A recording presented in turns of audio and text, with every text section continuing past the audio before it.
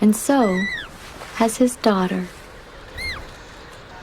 She could fit in a teacup, with a voice that would shatter one. She needs food that only her mother can deliver. Exactly how is still a mystery, but after around 2 months at sea, a hormonal change tells emperor mothers it's time to come home. They return with a meal within just days of their chicks hatching. But can she identify his?